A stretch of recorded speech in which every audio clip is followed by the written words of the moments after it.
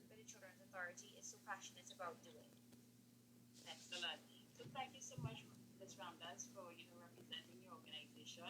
We know that the authority really specializes in protection and the care of our children, and it's very fitting that, to have you here with us, just to share with our audience, because we perish for lack of knowledge, and I know that throughout the years, the authority, I know it has been, over we say over the years, and not a long period of time that the authority has been established. So we'd like you to probably just tell us, when was the authority established? In what year exactly? So actually, we were proclaimed in 2015, so we've been formally operating as the Children's Authority of Trinidad and Tobago since the year 2015. Great, 2015.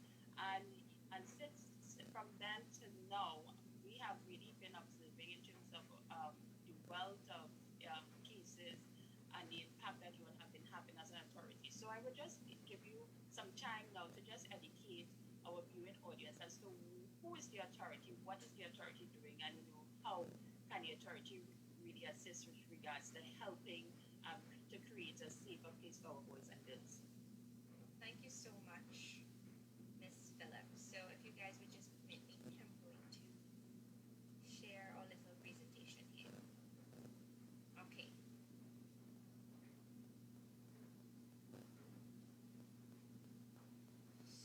So the vision of the Children's Authority is to defend and support child rights and make child protection everyone's business.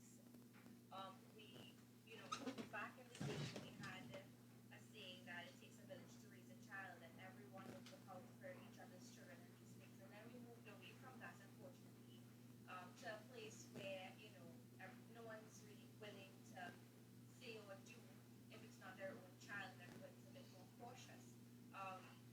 So we're really trying to put it out there that protection is everyone's business. If you see something, say something. Yes? Our mission is to promote the interests of children through advocacy, prevention, intervention, and collaborative strategies based on multidisciplinary approaches. Right? So we are looking at our key functions here. So we receive reports. Reports can be made through the Children's Authority hotline. Reports can be made through the Child Protection Unit, which is a division of the police service, right? If the police receives report, they share it with us, so it all comes back to our registry, right? We have to investigate reports. So we have a unit that is solely based, their main purpose is investigating every report that comes to us to substantiate the validity of the report and to gather information. So when reports are substantiated, a determination is made as to whether the children require assessment. We use a multidisciplinary approach here at the Children's Authority. So there are medical assessments from the social workers, assessments from the psychologists. How to use ManyCam with Zoom for learners. We determine appropriate placement. Now, above everything else, we safeguard and uphold the family unit. So we like to work towards reintegration. So even if we receive reports, we like to know that we can work with the family to ensure that the family unit is upheld. However, sometimes this is not possible, and we have to determine where is the safest place for this child at this time. We also manage the foster care and adoption systems. We license and monitor all community residents. That's an ongoing process. We support the youth in the justice system, so children that are brought before the courts for various reasons, which would have previously been known as children beyond control. They're now known as children in need of supervision, so we work with these children who come before the courts. So just an idea of what the authority has been faced with over the years. So our system was designed to accommodate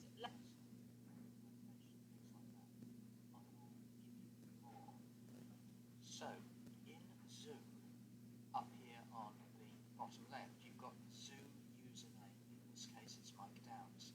On the right-hand side, you've got ManyCam, which gives you, in this case, a couple of rectangles with a bigger name and maybe a website or some contact information. That's what ManyCam can do for you.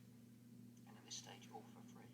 What it can also lay on top of the webcams, all sorts of things. So top left here is a matrix thing, which is an animated thing, which I'll demo in a second. It's also got a lower third. This is how you can spruce up your Zoom meetings.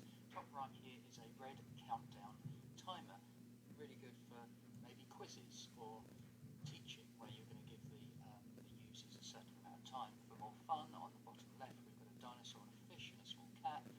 In other words, I'll show you how to do tons of things like this, and if you want on-screen graphics that are continually scrolling and rolling, like websites and things, then you can also do that. That's a whistle stop.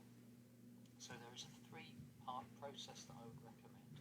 Top right is where you can see ManyCam and Zoom on, say, your desktop, this is on Windows. Number one, which is really important, is start ManyCam software first. That takes control of your webcam. Then number two, start the Zoom meeting. And number three, choose ManyCam as the virtual webcam that we can see here.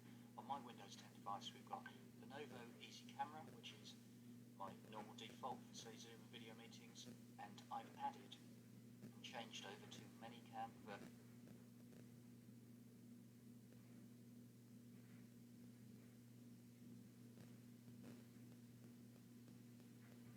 Their relatives are the persons known to grandmothers, grandfathers, right?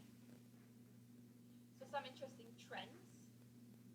So sexual abuse, physical abuse, and neglect are the most reported types of abuse that we get. Females are predominantly victims of sexual abuse, physical abuse, while males are more often victims of neglect.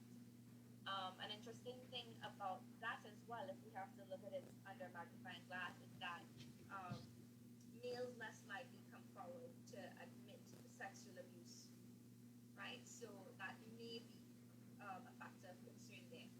Perpetrators are known to children, and harsh punishment and humiliation are still very prevalent. So we're just going to look at some signs of child abuse. So any act or series of acts of commission or omission by a parent or other caregiver that results in the harm, potential for harm, or threat of harm to a child under 8, right?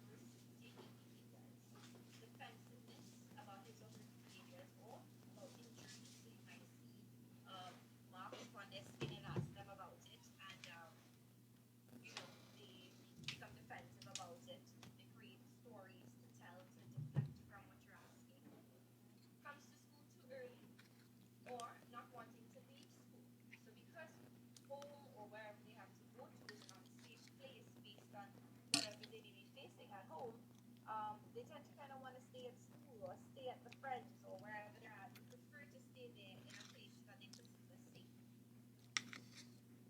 So some signs of emotional abuse for adolescents, 13 to 17. Aggression, guilt, withdrawal, isolation, regressive behaviors. So you're 13 years old and you're wetting the bed, or you're 13 years old and you're very clingy. You want a lot of hugs, you want a lot of kisses and these things. Now, it's not strange for your 13-year-old to want affection from you, but if they're doing it in that way, they come and they rub up on you because they just want that contact. Self-harm, detached or flat affect, or even absconding, so running away from home. Right? It can also manifest as truancy, running away from school.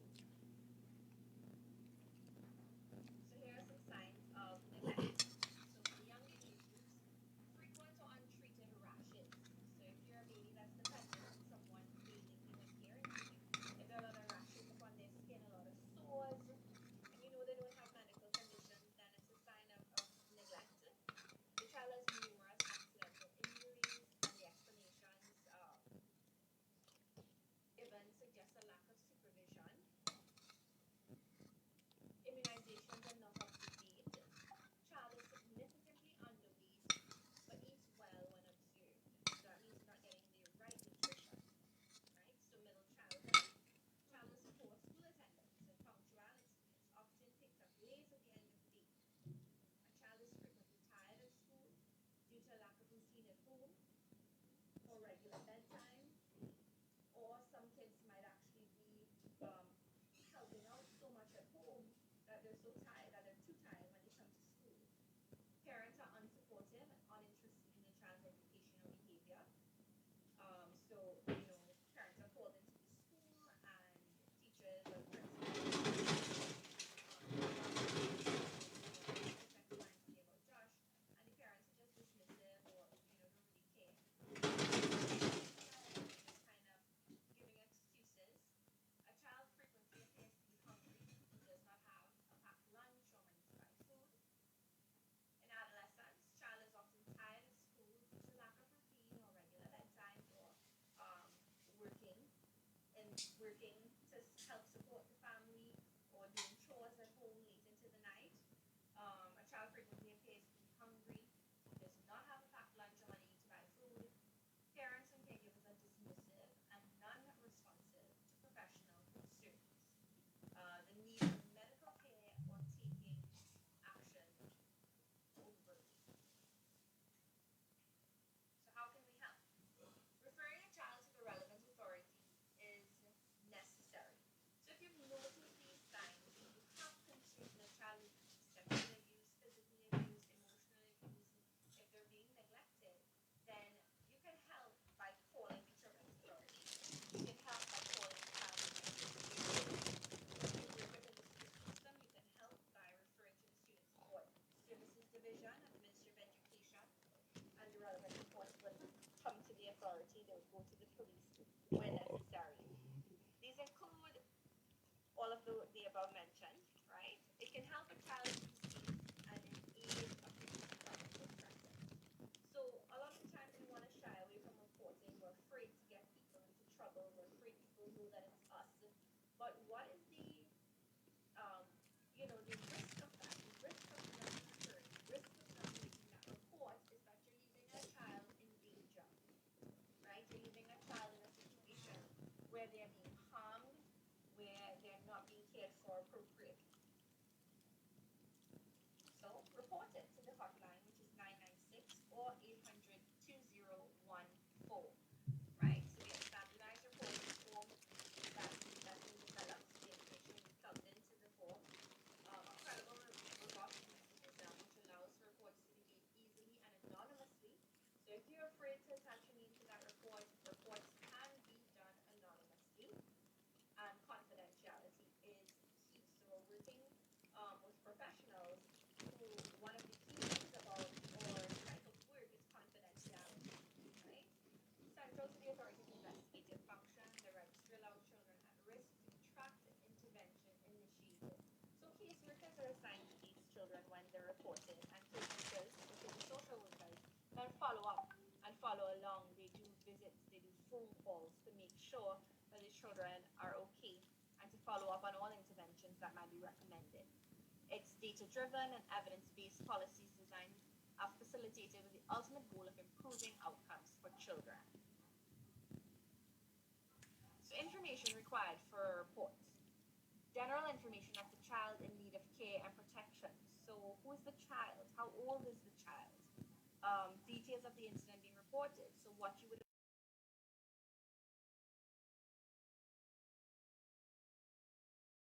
an offender. Who do we think it is, right?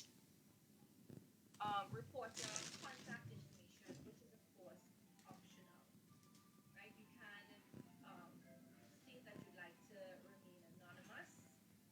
Even if you choose to give your contact information for the authority to follow up with you, you can say that you prefer to not be identified, right, to the family question.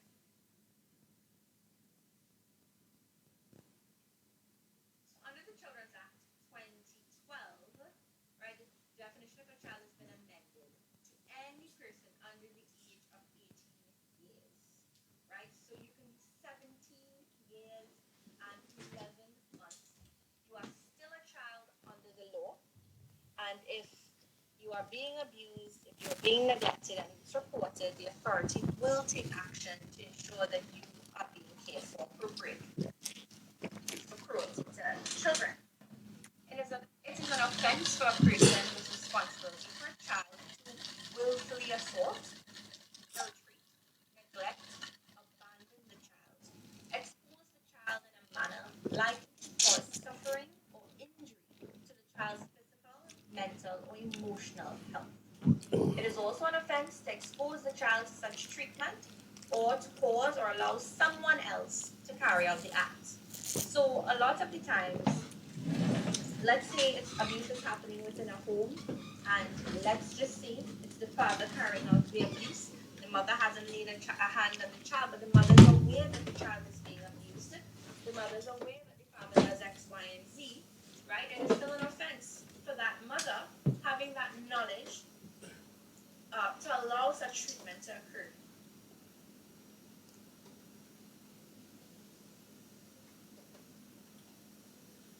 Duties of a parent: to not neglect a child in their care. So failure to provide, like I said, food, clothing, medical attention, failure to take responsible steps to procure the above mentioned, right? The parents' duty not to abandon their child, not to expose their child to moral danger.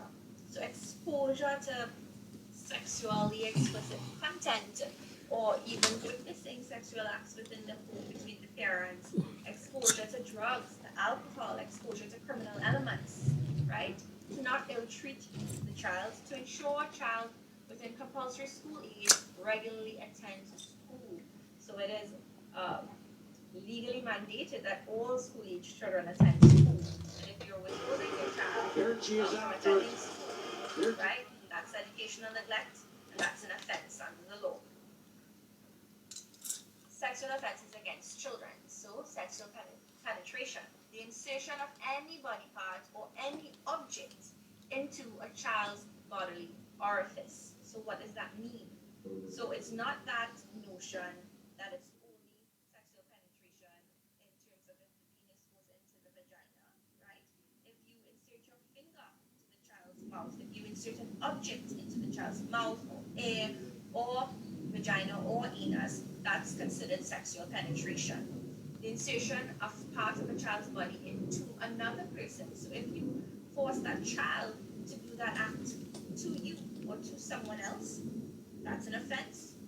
Bodily orifices means anus, vagina, urethra, mouth, ear, or even nostrils. So any opening in a child's body.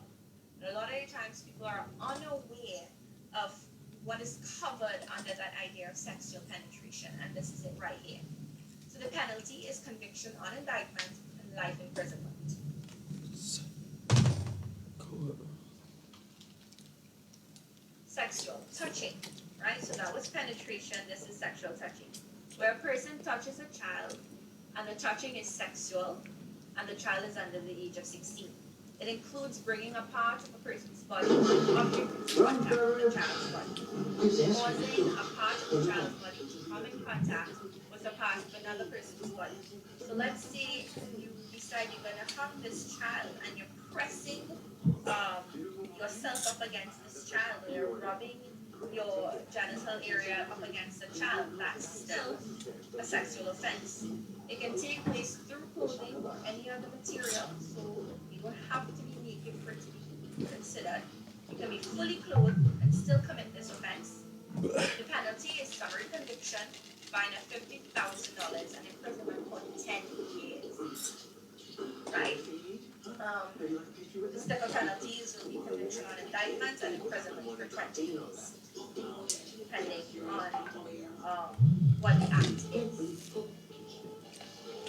So, Section 30 states that a person is in a position of trust in relation to a child if he is a teacher, guidance officer, social worker, constable, medical practitioner, nurse, psychologist, youth group leader, anyone that is in a position of trust, meaning that you are an individual that has some influence over this child, and this child may look up to, that is engaged in regular activities with, right? These are considered positions of trust.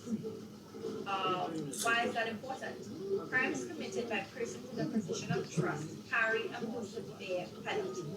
For sexual penetration, it's imprisonment for life. Other crimes, summary conviction, 50,000 and 15 years imprisonment.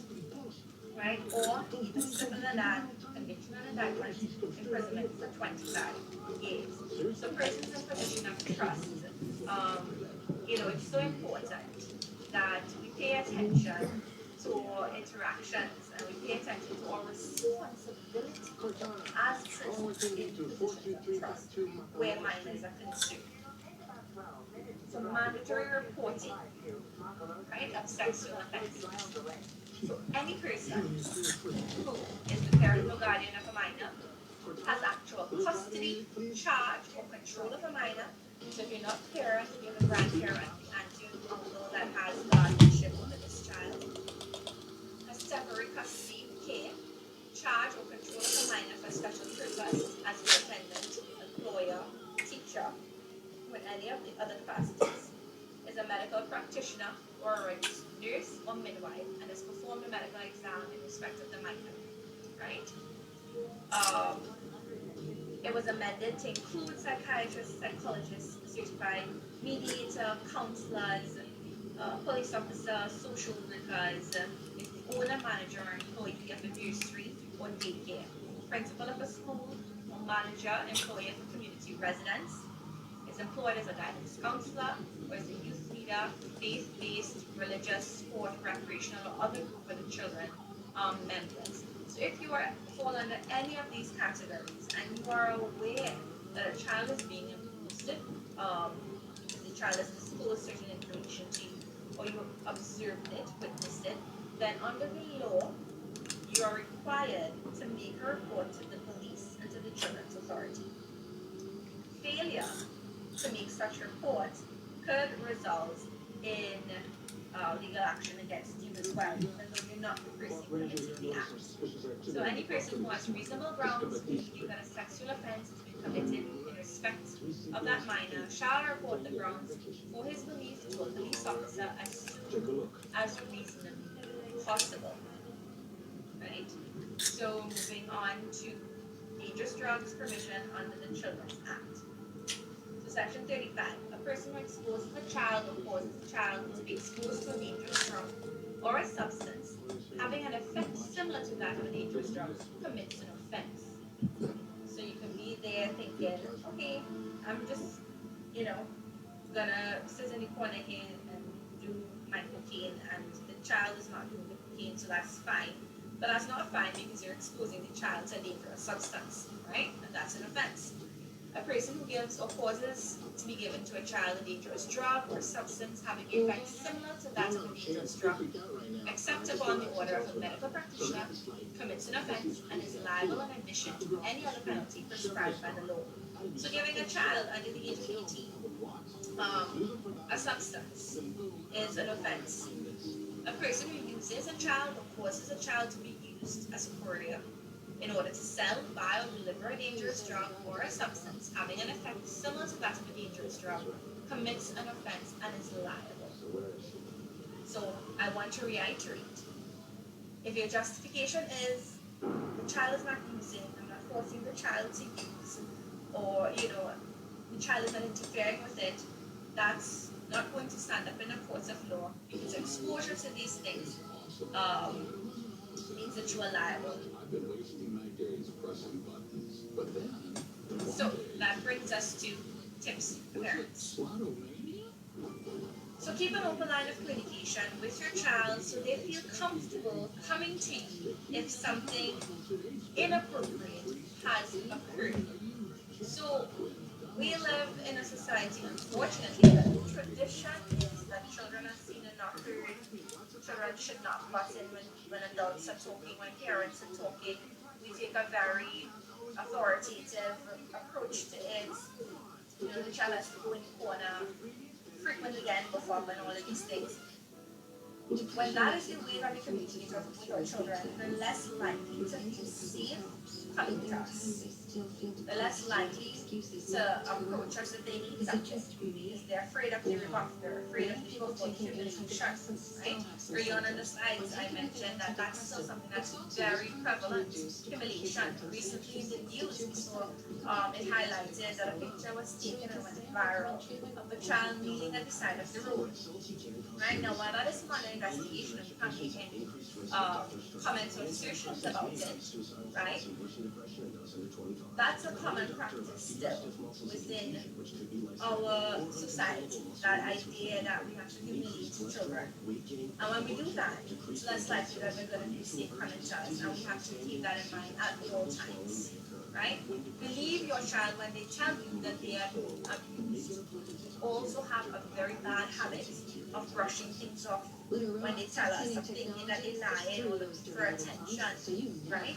And even if in the back of our head we know that it could possibly have some truth to it, the fear of embarrassment for the family, or saving face, or not getting so and so in trouble, or not embarrassing ourselves in front of so and so, we tend to brush it off. Every time a child comes to you and says, I've been bullied or I've been abused, the safer thing to do is to believe them, take action, right? And we'll go from there. Pay attention to changes in your child's behavior, as it can be a hint that something is wrong. We have to always remember that behavior is a way of communication for children, right? What they may not be able to articulate with words, they will tell us by showing us in their behavior. So it's important to be aware of our kids. It's important to spend time talking to our kids, getting to know them, right? Getting to know who they're interacting with, right?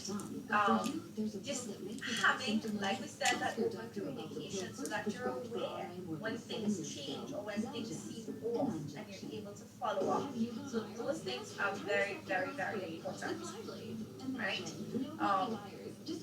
That brings us to the end of just children's authority is what we do. Getting a basic understanding of the law and what the law says regarding abuse, neglect, regarding our responsibility as parents and persons in positions of trust, regarding what action will be taken if you commit such offenses. So it's just a snapshot. I know that some of you may have questions regarding stuff that was shared, so now is your opportunity to ask, and we will try to respond. Awesome. Thank you so much, Ms. Ramdass. I mean, your share, it was very detailed and very insightful.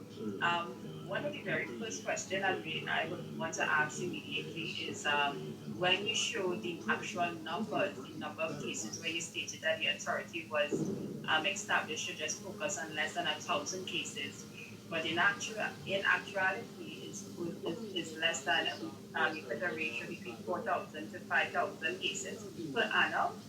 Um, wow, that is very, very like a real wow movement. because like it's like double in so many regards. Because I'm thinking of the mental health even for various persons who are working at the authority. How is that exactly with regards to now the whole focus is on mental health? How is the authority really being able to manage, and is there a room to proceed as well based on the number? Well, if it is how much in terms of whether it's a person like yourself, a clinical psychologist, has to work with assigned children, such? It varies. I can't give you figure, but it varies. I can give you an idea, just an idea. So you've heard the number that we receive per year. For instance, we have self-assessment, Chigonis assessment, Mount Hope assessment, Sandy Granny assessment, Tobago assessment. That's 5 assessment centers, right? We have 5 assessment centers that service the entire country. Each assessment center has 2 psychologists to conduct assessments, right? 2 social workers and a medical doctor, as well as a team. So that's those 5, and we have a child services assistant. That's 6-member team to each region, right? So that's the assessment team that's conducting assessments and these things, right? I can't speak on every unit, but I will let you guys know that every unit is like this. It's in RT or emergency response team, whether it's our investigation team, whoever it is, in so many cases, just a handful of persons. For example, the psychologists at the assessment center, we conduct assessments for children to get an idea of what trauma they would have experienced, what is the impact on the children, what are the recommendations moving forward, what is it that this child needs to recover, this child needs to thrive, right?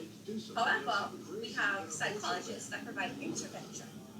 So where we can refer out and employ other organizations to assist in this regard, we have psychologists attached to the authority who would do individual psychotherapy with these children.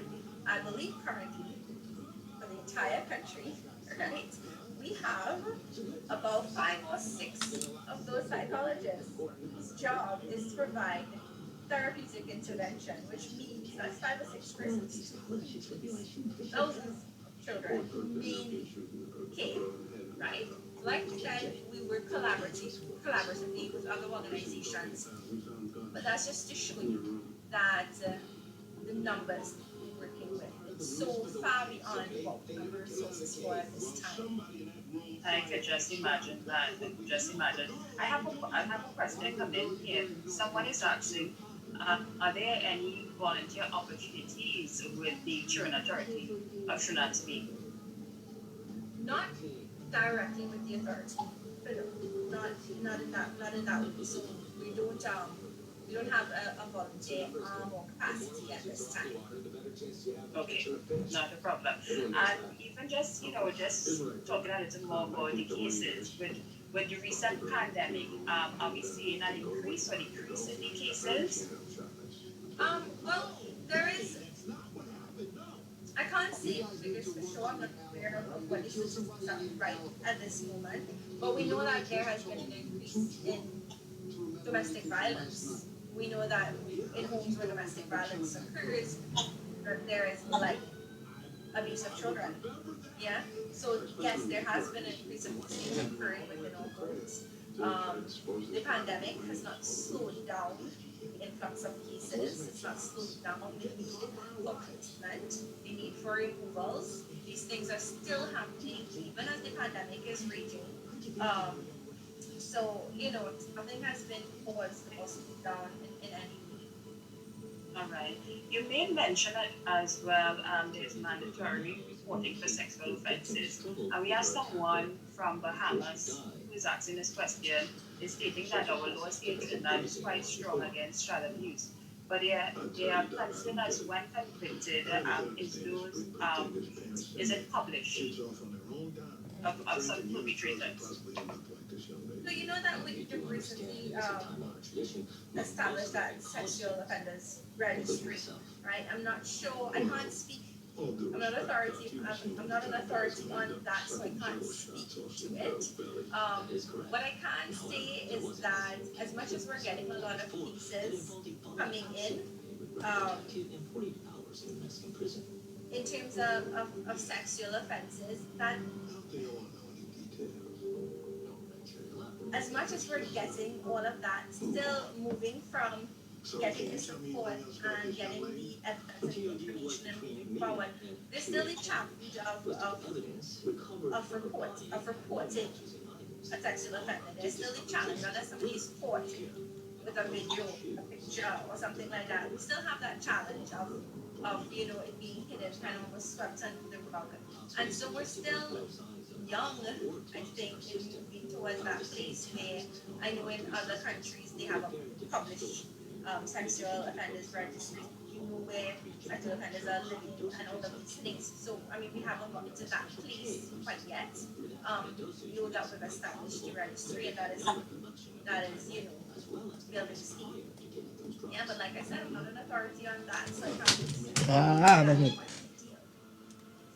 Okay, not a problem. Well, you might be listening to us on Facebook or whether on our YouTube page, and it's indeed a pleasure, and indeed we are glad to have you tuning in to Repair of Hearts Foundation, an organization that focuses helping those who are at risk, vulnerable, and displaced, with a special focus on working with our women, children, and teenagers. And we are here with Miss Ramdass, and she has been sharing some very enlightening um, work that the Children Authority of Sri Lanka has been doing in our nation here. And with that, and we will also just really want to, just highlight again the main core or the overarching objective of the Children Authority is one to utilize child-friendly and progressive solutions to address children's issues and rehabilitate them so that their full potential is realized. And even as we are exploring this series hosted by Repair and Past Foundation, where we are talking about creating a safer place for our boys and girls, it is so incumbent of all of us to, and just as Ms. Ramdas would have alluded, if we see something, to say something, to really protect our boys and girls are under attack. Many are being abused.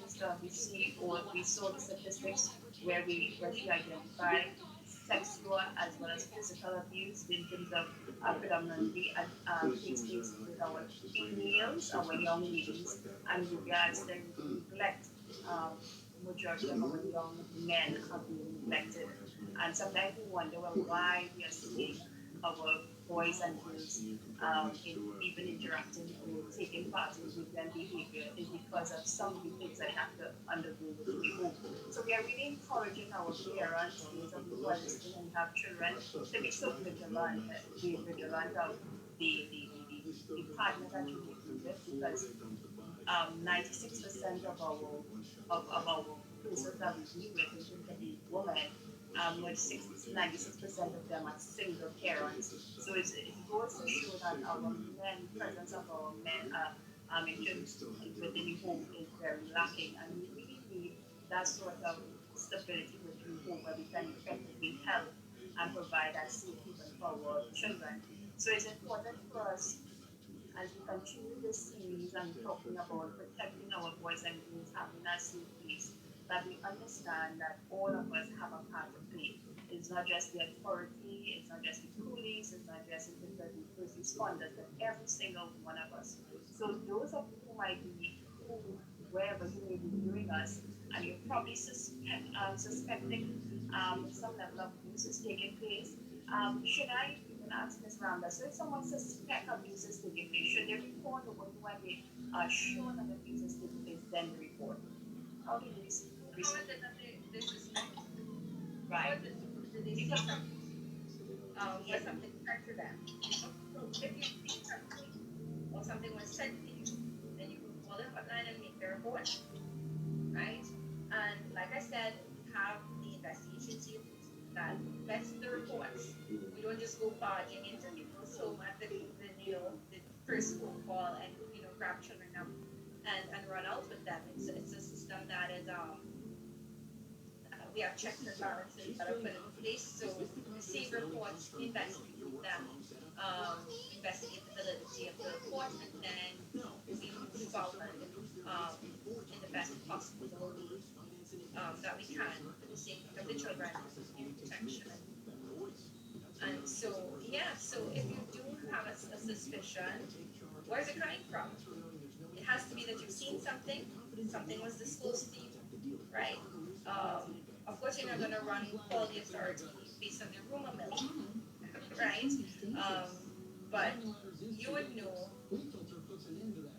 as an individual, you would know if there's validity in what you've seen or heard, right? That would cause you to think, is this the child that is in need of somebody scoping this out? Yeah? Okay, no problem. And even as you come to a conclusion, would you we would like to share some of your numbers with the viewing public? So the hotline is 996 and or 800-201. So you can call either of those numbers and you will be directed to or River Authority hotline, right? Or someone will be available always to take your report, be concerned. No problem. So can you share those numbers again with us, Ms. Ramdass? That's 996 or 800-201. All right. So thank you so much, Mr. Ramdas. Thank you for your time. Thank you to the authority and the great work that you are doing. Thank you so much for just coming and being a part of sensitization, where we can really inform the nation more than the authority is doing, and in ways in which we also can also do our part in protecting our boys and girls. So thank you again for your time. Thank you to the all viewing audience. Thank you so much for joining us today. We trust that this information was quite enlightening, was quite relevant, where you can know if you see something, you can say something to protect our boys and girls. Do have a great afternoon.